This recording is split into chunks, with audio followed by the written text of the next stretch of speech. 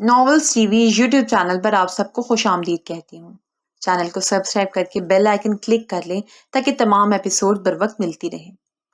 آج میں مہر یار کی قسط نمبر 9 لے کے آئی ہوں۔ میں ایبا کے علاوہ کسی کا تصور بھی اپنی زندگی میں نہیں کر سکتی ہوں، وہ ہامتے ہوئے بولی۔ مقابل کے غصے سے رگیں پھولنے لگی تھی۔ وفا، تمہیں اس چماٹ کا بہت برا خمیازہ بھگتنا پڑے گا، یاد رکھنا میری بات۔ مہران اسے دھمکی دیتے ہوئے منہ پر ہاتھ رکھے وہاں سے گھورتے ہوئے چلا گیا۔ وفا، تمہیں اسے تھپڑ نہیں مارنا چاہیے تھا، تمہیں پتا بھی ہے وہ کس قدر خطرناک ہو سکتا ہے تمہارے لیے۔ مہتاب وفا کو ہوش میں لاتے ہوئے ڈبٹ رہی تھی، جبکہ وہ سر جھٹک کر آگے بڑھ گئی۔ اپنی ماما بابا کے لیے شاپنگ، ایبا کے لیے شاپنگ کرنے کے بعد وفا اور مہتاب مال سے باہر آ گئے۔ نیکسٹ ٹائم دوسرے مالز ٹچ کریں گے، مہتاب پرجوش سی چلتے ہوئے وفا سے کہہ رہی تھی۔ ہاں، یہاں کی ورائٹی اچھی تھی، لیکن اب دوسری جگہ شاید کچھ نیو چیزیں مل جائیں۔ وہ بھی حامی بھرتے ہوئے مہتاب کے ساتھ آ کر گاڑی میں بیٹھ گئی۔ میرا آئس کریم کھانے کا دل چاہ رہا ہے، کیوں نہ آئس کریم کھا لی جائے؟ وفا نے مہتاب کو دیکھتے ہوئے پوچھا تو وہ تھوڑا سا مسکرا کر ہاں میں سر ہلانے لگی۔ دونوں آمنے سامنے آئس کریم پارلر میں بیٹھی آئس کریم کھا رہی تھی جب مہتاب نے بولنا شروع کیا۔ وفا، تم نے بالکل بھی ٹھیک نہیں کیا یار، تمہیں مہران پر ہاتھ نہیں اٹھانا چاہیے تھا۔ وہ اس بات کو انا کا مسئلہ بنا کر تمہیں ضرور ٹارچر کرے گا، پھر تم کیا کرو گی؟ چاچو بھی ابھی نہیں ہیں، اگر اس دوران کوئی بدمزگی ہو گئی تو ہم کیسے ہینڈل کریں گے؟ مہتاب اس واقعے سے بہت زیادہ پریشان تھی۔ اسے رہ رہ کر مہران کی آنکھوں کا تیش ہلا رہا تھا۔ تم بلا وجہ فکر کر رہی ہو یار، میں ہینڈل کر لوں گی، اور اس دفعہ بتاؤں گی انہیں کہ میں بچی نہیں ہوں، ہر چیز ہینڈل کر سکتی ہوں۔ میں بہت پختہ لڑکی ہو چکی ہوں، میرا بیبی کیا سوچے گا؟ ماما کتنی ڈرپوک ہے، ایک معمولی سی آدمی سے ڈر گئی۔ وہ آنکھیں پٹپٹاتے ہوئے بولی تو مہتاب اپنا سر پکڑ کر رہ گئی۔ کیا کیا سوچتی رہتی ہو تم وفا؟ عجیب ہو۔ اس دفعہ یہ بھی یاد رکھو کہ تمہارے ساتھ میرا چھوٹو بھی ہے جس کی تمہیں حفاظت کرنی ہے۔ وہ گھورتے ہوئے ابھی بھی ڈری ڈری سی لگ رہی تھی۔ تم بلا وجہ ڈر رہی ہو جانی، کچھ نہیں ہوگا، ہم دونوں سیف ہیں۔ وہ مسکرا کر اس کے ہاتھوں پر ہاتھ رکھ گئی، جبکہ مہتاب پریشانی سے محض سر ہلا کر رہ گئی۔ وہ وفا کو نہیں سمجھا سکتی تھی کہ آج اس نے اپنے گرد کس مصیبت کو دعوت دی تھی۔ وہ گھر پہنچ کر شاپنگ کھول کھول کر دکھاتی ہوئی چہک رہی تھی۔ سب وفا کو دیکھ کر خوش تھے، بہت زیادہ خوش۔ وہ خوش رہتی تو سب کی زندگی سی محسوس ہوتی تھی، وہ مرجھا جاتی تو سب افسردہ ہو جاتے۔ مما یہ دیکھیں، یہ مہتاب نے لیا ہے بیبی کے لیے، پیارا ہے نا؟ وہ خوشی سے ایک سوٹ اٹھا کر اپنی مما کو دکھا رہی تھی۔ بہت پیارا، میرے بچے کو پہننا نصیب کرے۔ وہ مسکرا کر وفا کے گالوں پر ہاتھ رکھے بولی تو وہ ہولے سے مسکرا کر سب چیزیں سمیٹنے لگی۔ میں چلتا ہوں بھائی، ایک دوست سے ملاقات کرنی ہے، نعیم صاحب اٹھتے ہوئے بولے اور پھر رات دیر سے آنے کا کہہ کر گھر سے چلے گئے۔ مہتاب، یہ سب سامان میرے روم میں رکھ دینا، میں جب اوپر جاؤں گی تو سیٹ کر دوں گی، ابھی تو اس کی ضرورت بھی نہیں ہے۔ وفا نے بیگز مہتاب کو پکڑاتے ہوئے ہدایت دی، جس پر وہ سر ہلاتی ہوئی سیڑھیاں چڑھنے لگی۔ وفا کمرے میں آئی تو اکیلے پن کا شدت سے احساس ہوا۔ وہ لمبی سانس بھر کر موبائل اٹھائے ایبک کی کال بیک کرنے لگی۔ آج 16واں دن تھا اور ایبک سے بالکل بھی بات نہیں ہو پائی تھی۔ وہ بے ساختہ روتی ہوئی موبائل کو سینے سے لگائے روتے ہی چلی گئی۔ ایبک کی یادیں اس پر اس قدر حملہ آور ہو رہی تھیں کہ وہ بے سود بس روئے جا رہی تھی۔ آج وہ ساتھ ہوتا، مل کر شاپنگ کرتے، وہ ساتھ ہوتا اسے ڈانٹ کر محبت سے خفگی سے باتیں سمجھا رہا ہوتا۔ وہ تھا ہی نہیں، یہی سب سے بڑا مسئلہ تھا۔ وفا کی روتے روتے ہچکی سی بن گئی تھی۔ رات ڈنر ٹیبل پر بھی وہ خاموش رہی تھی، یہ خاموشی سب کچھ چھپ رہی تھی۔ وفا بیٹی، کیوں پریشان ہوتی ہو؟ ایبک جہاں ہوگا ٹھیک ہوگا، اور اب تو اتنی بڑی خوشی ملنے والی ہے، یہی سوچ سوچ کر خود کو ٹھیک رکھتا ہوگا۔ امینہ بیگم نے اسے دلاسا دینے کے لیے امید سے بندھائی تھی۔ میں نے ایبک کو کچھ نہیں بتایا خالہ جان، میں نے انہیں نہیں بتایا کہ وہ ایک نئے رشتے سے منسلک ہونے والے ہیں۔ وہ کھانا چھوڑے دونوں ہاتھوں میں سر گرائے رونے لگی تھی۔ میں بہت بری ہوں خالہ جان، وہ مجھ سے ناراض ہوں گے، میں نے ان سے اتنی بڑی بات چھپائی ہے۔ میں نے ان کی آنکھوں میں دیکھا ہے وہ اس خبر کے لیے کس بے چینی سے منتظر تھے۔ ماما، وہ مجھے بہت ڈانٹیں گے، وہ مجھ سے ناراض ہو جائیں گے۔ وفا روتی ہوئی مسلسل بولے جا رہی تھی۔ مہتاب نے فوراً اٹھ کر اسے اپنے سینے میں بھینچ لیا۔ ڈیئر کیا ہو گیا تمہیں؟ تم اتنی حساس کیوں ہوتی جا رہی ہو؟ اٹس اوکے، اب کال آئی تو تم بتا دینا چاچو کو۔ چاچو تم سے بہت محبت کرتے ہیں، تمہیں سمجھتے ہیں، وہ ضرور تمہیں سمجھیں گے میری جان۔ ایسے روگی تو طبیعت خراب ہو جائے گی۔ مہتاب بولتے ہوئے اس کے آنسو صاف کر رہی تھی۔ مہتاب تم ٹھیک کہہ رہی تھی، مجھے انہیں بتانا چاہیے تھا، لیکن میں جب جب بولنے کی کوشش کرتی تھی مجھ سے بولا ہی نہیں جاتا تھا۔ وہ مجھ سے ناراض ہیں جب بھی کال نہیں کر رہے۔ وہ ایک بار کال کر لے، میں انہیں بتا دوں گی سب۔ وہ بچوں کی طرح مہتاب کا ہاتھ تھامے بول رہی تھی۔ پاس بیٹھی دونوں مائیں اس دیوانی کو دیکھ رہی تھیں۔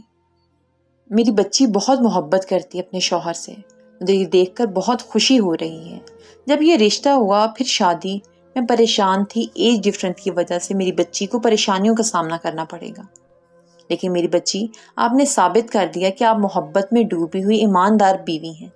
بیٹا ایبک پہلی دفعہ ایسا تو نہیں کر رہے نا؟ یاد ہے شادی سے پہلے بھی جایا کرتے تھے، پھر مہینوں ان سے کانٹیکٹ نہیں ہو پاتا تھا، لیکن پھر ہمارے ساتھ ہوتے ہیں۔ اب بھی وہ اچانک آپ کو سرپرائز دیں گے۔ سمینا بیگم اٹھ کر اس کے پاس بیٹھی، اسے پیار سے سمجھا رہی تھی اور نم آنکھوں سے اس کی محبت کو دیکھ رہی تھی۔ وہ کس قدر تڑپ رہی تھی۔ ممکن تھا اگر ایبک ایک مہینہ اور نہیں آتا تو وفا پاگل ہو جاتی۔ مما ان سے کہیں وہ واپس آ جائیں، میں ان کی ساری باتیں مانوں گی، انہیں تنگ بھی نہیں کروں گی۔ پلیز نا مما، آپ اور بابا کبھی میری بات نہیں ٹالتے ہیں، اب بھی نہیں ٹالیں۔ وہ بولتے ہوئے بہت دکھی لگ رہی تھی۔ مہتاب، نیند کی گولی دو وفا کو، اگر ساری رات جاگتی رہی تو ایسی سوچیں پال کر روتی رہے گی اور اس کی طبیعت خراب ہو جائے گی۔ امینہ بیگم نے چپکے سے مہتاب سے کہتے ہوئے اشارہ کیا۔ وہ اس کی کیلشیم وغیرہ کی میڈیسن کے ساتھ نیند کی گولی بھی لے آئی۔ سمینا بیگم نے پچکارتے ہوئے اسے میڈیسن کھلائی اور گلے سے لگائے بیٹھی رہی۔ وہ روتی ہوئی بڑبڑاتی ہی رہی۔ تینوں نم آنکھوں سے وفا کی غیر ہوتی حالت دیکھ رہے تھے۔ اس کی محبت بہت خالص اور پائیدار تھی، جس میں دوری جان لیوا حالت اختیار کر رہی تھی۔ وہ ہچکیاں لیتے لیتے سو گئی تو تینوں اسے تھام کر روم میں لے آئیں۔ وہ لیٹے ہوئے ہچکی لیتی کچھ بول رہی تھی۔ سمینا بیگم نے ان دونوں کو بھیجا اور خود سرہانے بیٹھے اس کے بالوں میں انگلیاں چلا کر سکون دینے لگی۔ وفا کچھ وقت بعد گہری نیند میں ڈوب چکی تھی۔ رات 3 بجے وفا کے موبائل پر مسلسل کالز آتی رہیں، لیکن وہ نیند کی دوا کے زیر اثر تھی، اس وجہ سے کال ہی نہیں اٹھا سکی۔ صبح بھی اتنی دیر سے اٹھی اور سر پکڑ کر بیٹھ گئی۔ سر میں شدید درد محسوس ہو رہا تھا۔ میری جان اٹھ گئی؟ مہتاب پچکارتے ہوئے اس کے پاس چلی آئی۔ تم یونیورسٹی نہیں گئی؟ وفا نے پوچھ کر دیوار گیر لگی کھڑی میں وقت دیکھا جو صبح کے 11 بجا رہے تھے۔ نہیں، چھٹیاں لی ہوئی ہیں، وہ وفا کی چیزیں ترتیب سے رکھتے ہوئے بتانے لگی۔ اگر تم میری وجہ سے نہیں جا رہی تو مہتاب ایسا نہیں کرو، میں کسی پر بوجھ نہیں بننا چاہتی۔ میں کل رات بچوں کی طرح رو رہی تھی۔ میں سوچتی ہوں ایسی حرکت دوبارہ نہیں کروں گی، اور مجھ سے سب کچھ خود بخود ہو جاتا ہے۔ میں عہد کرتی ہوں لیکن خود ہی توڑ دیتی ہوں۔ میں نے کل رات تم سب کو بہت پریشان کیا۔ I'm really sorry. مما خالہ کتنا پریشان تھی۔ وہ ندامت سے سر جھکائے آنسو پیتے ہوئے بولی تو مہتاب نے سر پر ہاتھ مارا اس کے۔ پاگل ہو تم وفا، ہم تمہاری فیملی ہیں، تم دکھ درد ہنسی خوشی ہمارے ساتھ شیئر نہیں کرو گی تو کس کے ساتھ کرو گی؟ ہم سمجھ سکتے ہیں، چاچو چلے گئے ہیں اور پھر کانٹیکٹ بھی نہیں کر رہے۔ تم جس حالت میں ہو عموماً سب حساس ہو جاتے ہیں، اور تم تو پہلے سے ہی اتنی حساس ہو۔ وہ نرمی سے اس کے بالوں کا جوڑا بناتے ہوئے بول رہی تھی۔ آج ہم پارک چلیں گے، کتنا وقت ہو گیا ہم اپنے فیورٹ پارک نہیں گئے۔ مہتاب پرجوش سے بولتے ہوئے وفا کو دیکھ رہی تھی۔ ہاں ٹھیک ہے، چلیں گے، خالہ جان اور ماما بابا کو بھی ساتھ لے جائیں گے، سب اچھا فیل کریں گے۔ وہ مسکرا کر سوچ چکی تھی، انہیں اب پریشان نہیں کرے گی، لیکن اس کا خود سے کیا گیا یہ عہد بھی جلد ٹوٹنے والا تھا۔ وفا دوپہر کے وقت موبائل دیکھ رہی تھی جب اس کی نظر نوٹیفیکیشن پر گئی۔ وہاں ایک اجنبی نمبر سے 2 مس کالز تھیں جو رات کے 3 بجے کی تھیں۔ وہ کندھے اچکا کر موبائل رکھ کر سب کے ساتھ بیٹھی باتیں کرنے لگی۔ مہتاب وفا کے لیے ملک شیک لے آئی۔ شکریہ، وہ مسکرا کر گلاس پکڑتے ہوئے بولی۔ تم اس قدر محبت کرتی ہو، جب اپنے سسرال چلی جاؤ گی تو میں کیا کروں گی؟ مجھے ایبک کی محبت ناکافی ہے۔ وفا مسکرا کر اپنے آپ کو ٹھیک ظاہر کرنے کی کوشش کر رہی تھی۔ میں تمہیں سسرال جا کر 20 بار کالز کروں گی، چاچو مجھے بلاک کر دیں گے۔ وہ مسکرا کر آخر میں اپنی بات پر ہنسنے لگی۔ تم نے شادی کے بارے میں کیا سوچا ہے؟ وہ مہتاب سے جاننا چاہتی تھی وہ شادی کو لے کر کیا سوچتی ہے۔ میرا شادی کا ابھی کوئی ارادہ نہیں ہے، اس لیے میں جاب کروں گی، اپنی زندگی جیوں گی، پھر شادی کروں گی، ابھی جینے کے دن ہے بھائی۔ وہ انگڑائی لیتے ہوئے بولی تو وفا نے گھور کر اسے دیکھا۔ یعنی شادی قید ہے؟ میں قیدی ہوں؟ وفا آنکھیں حیرت سے پھیلائے سے پوچھ رہی تھی، جبکہ یہ بات سن کر مہتاب ہنسنے لگی۔ وہ باتوں کے دوران ملک شیک کے چھوٹے چھوٹے سپ بھی لے رہی تھی۔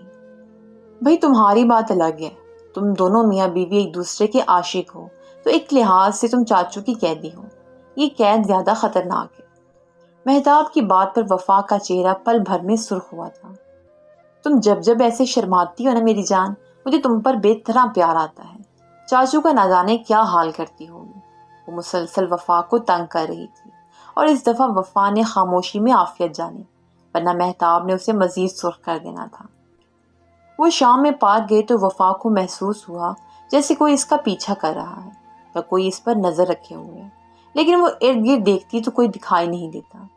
1 ماہ کا طویل عرصہ ایبک کی کال کے انتظار میں گزر گیا۔ اس کی کال نہیں آئی، نہ ہی کوئی اطلاع موصول ہوئی۔ اس کے ماما بابا بھی اسلام آباد لوٹ چکے تھے۔ وفا بلائی خوش رہنے کی کوشش میں رہتی تھی، کمرے میں اکیلے بہت روتی، لیکن مہتاب اور امینہ بیگم کے سامنے وہ ہنستی مسکراتے ہوئے خود پر قابو رکھتی تھی۔ 2 مہینے بھی گزر گئے۔ ایبک نے 2 ماہ کے بعد واپس آنے کا وعدہ کیا تھا۔ 3 دفعہ وفا کا چیک اپ ہوا تھا، جس میں اسے کمزوری بتائی گئی تھی اور سخت ہدایت دی گئی تھی کہ وہ اپنا خیال رکھے۔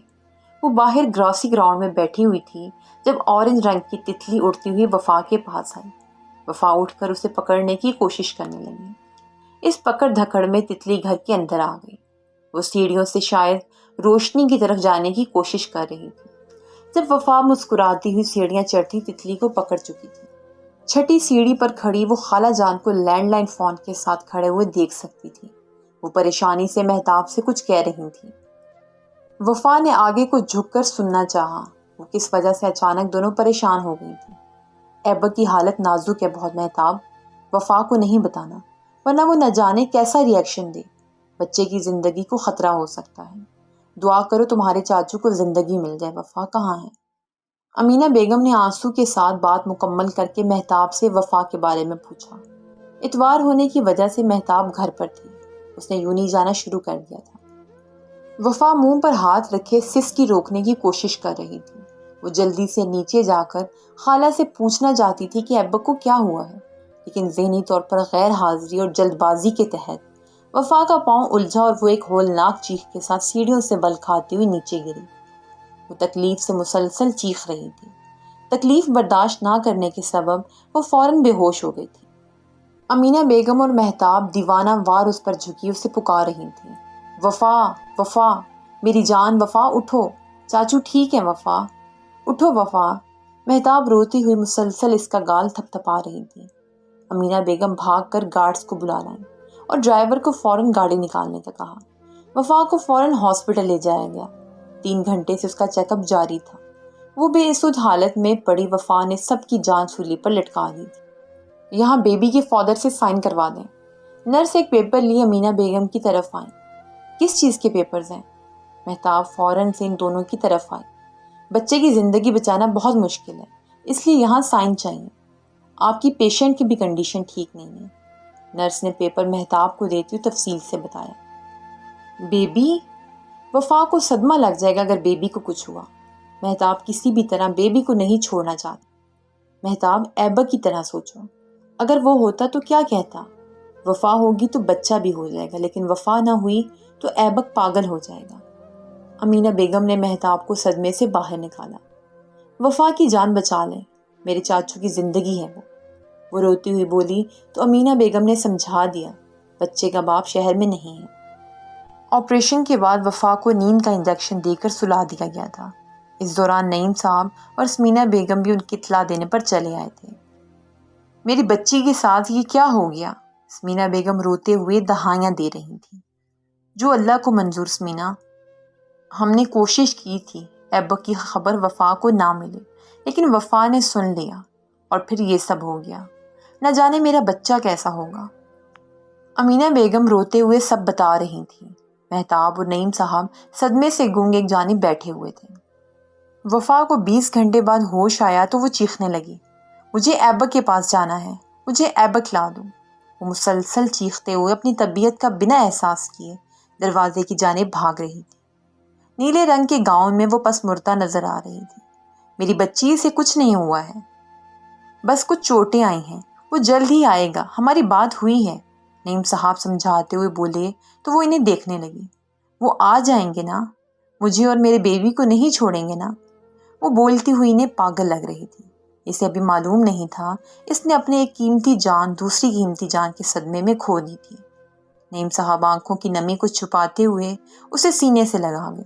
وہ روتی ہوئی ایبک کی شکایت کرتی رہی۔ 2 دن بعد جب صدمے سے نکل کر ہوش میں آئی تو اسے معلوم ہوا کہ وہ اپنا بیبی کھو چکی ہے۔ گھر والے اسے ڈسچارج کروا کر گھر لے آئے تھے، جہاں آ کر وہ بس چپ رہی تھی، نہ بات کرتی تھی نہ ہی کچھ بولتی تھی۔ وہ چاروں اس کی کیفیت دیکھ کر بس ایبک کے آنے کا انتظار کر رہے تھے، جو نہ جانے کہاں گم ہو گیا تھا۔ وفا، ایگزام سر پر ہیں، تم تیاری کب کرو گی؟ مہتاب اس کے سامنے بیٹھی بات کرنے کی خاطر پوچھ رہی تھی۔